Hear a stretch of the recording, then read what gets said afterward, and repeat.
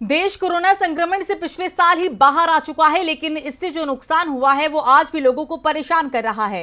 खासतौर से उन लोगों को जिन्होंने कोरोना के चलते अपने परिजनों को खोया है।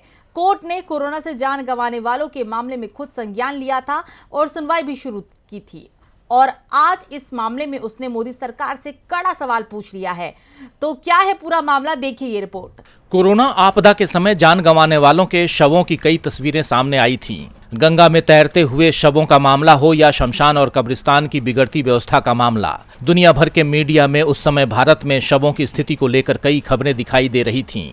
सवाल उठ रहे थे कि सरकार ने इतने सारे शवों का क्या किया, और अब ये मामला सुप्रीम कोर्ट में पहुंच गया है। सुप्रीम कोर्ट ने सरकार से सीधे सीधे सवाल पूछ लिया कि जब भी कोई आपदा देश पर आती है तो सरकार शवों को कैसे संभालती है। कोर्ट ने सरकार से 3 सप्ताह में इसे लेकर जवाब मांगा है। दरअसल जब सुप्रीम कोर्ट ने इस मामले का स्वतः संज्ञान लिया और सरकार को नोटिस भेजकर मामले की सुनवाई शुरू की, तो इसके कुछ ही दिनों बाद एक शख्स ने कोर्ट में याचिका दाखिल की और दावा किया था कि कोरोना के दौरान न तो मैंने अपनी मां का चेहरा देखा और न ही उनका अंतिम संस्कार किया, जबकि सच ये है कि उनकी जान कोरोना के चलते गई भी नहीं थी। सुनवाई के दौरान याचिकाकर्ता की ओर से यह भी दावा किया गया कि अस्पताल में उसकी मां की बॉडी ही बदल दी गई थी, उन्हें किसी और की बॉडी दे दी गई, जिस पर बेंच ने भी गंभीर चिंता जताते हुए याचिकाकर्ता के वकील से कहा कि आपने जो मुद्दा उठाया है उसका 2-3 पेज में शॉर्ट नोट बनाकर पेश करें, जिससे हम उसे स्वास्थ्य और परिवार कल्याण मंत्रालय को भेज सकें। वैसे जो मुद्दा कोर्ट में उठाया गया था वैसी घटनाएं कोरोना के समय कई स्थानों पर सुनने को मिली थीं,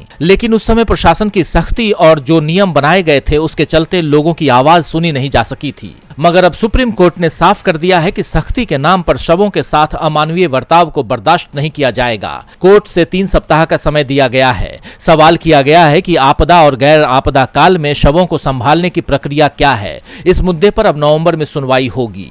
डीबी लाइव की रिपोर्ट।